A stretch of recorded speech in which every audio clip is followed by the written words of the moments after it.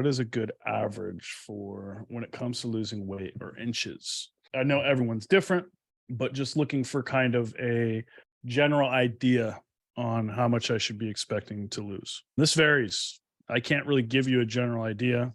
There are a shit ton of variables that are different from person to person, including your metabolism, your starting point, your experience, how hard you fucking work, how compliant you are, how much water you're retaining, your hormones. The list is so fucking long that for me to say like you should be losing this much is impossible. Every single person is different.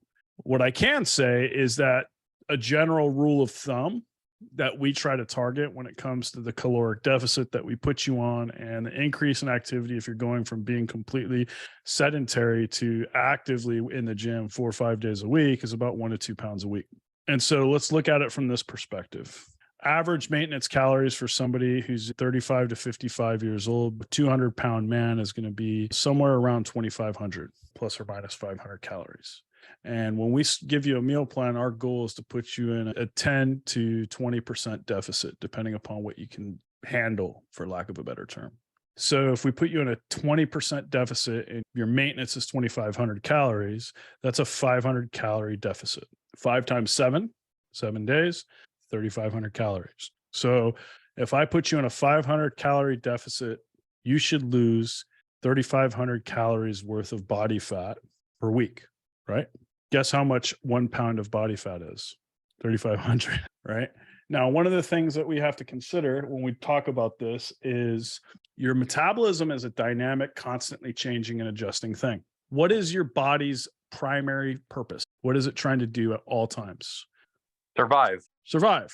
Based upon that logic, if my body is trying to stay alive, my metabolism is going to increase or decrease based upon my body's desire to do what? Survive. Your metabolism wants to stay at maintenance.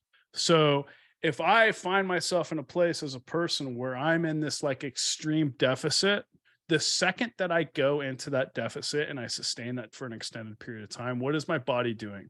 It's adapting. And the way that it's going to adapt is it's going to try to slow my metabolism to accommodate that deficit so I can survive. Being in a deficit is not sustainable from a health perspective. My body knows that. It knows that it's having to go into energy stores, AKA fat, and it doesn't want to do that because that reduces survivability.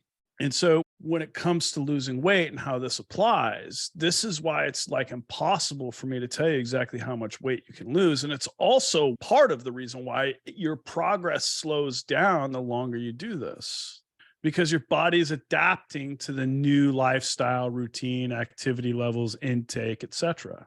Your body does not want to change. It does not want to grow. It does not want to get better. It wants to just exist. And so when you get big and muscular and strong, or you can run further, or you can do all those things, why does your body do that? Because you're putting it through an experience that it doesn't like. And so it has to adapt to that experience. It's kind of interesting if you think about it like this, because it also applies to everything else in life. What creates growth? Pain, challenge, difficulty, right? The same thing applies at the most basic primal level with your body. The only way to grow, the only way to get better, the only way to improve, the only way to get faster, stronger, leaner, whatever the case may be, is to do things that your body doesn't like, to put it through challenge, difficulty, pain, etc. And in response to that, it's going to make it so that is less painful. Kind of an interesting way of thinking about it, right? When I put myself under a huge amount of weight and I squat it, your body's like, how can I make this less painful next time? By getting stronger. And you're like, no problem, bro. We're just going to put more weight on. And so that's the game that we're playing. But as far as losing weight is concerned, I say when you're just getting started, 1 to 2 pounds a week. Now, I'll tell you right now, the difference between going from 20% to 12% is a lot different than going from 12% to 6%.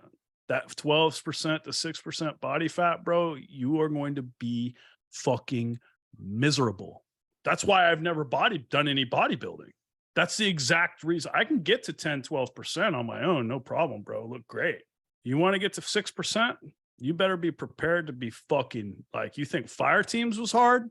Bro, it's miserable. It takes a lot out of you and it's very difficult. It's not sustainable. So keep that in mind. There's like younger dudes on the internet, like the Kino body guy or the V shred guy, these fucking gimmick dudes who fucking walk around. They're skinny little pussies who pretend like they know everything. They have no idea. Try fucking having 5 kids, working a full-time job, plus staying active in the gym and be 35 plus. Then talk to me about being 6% body fat year round. That shit's fucking hard, dude. So don't sell yourselves short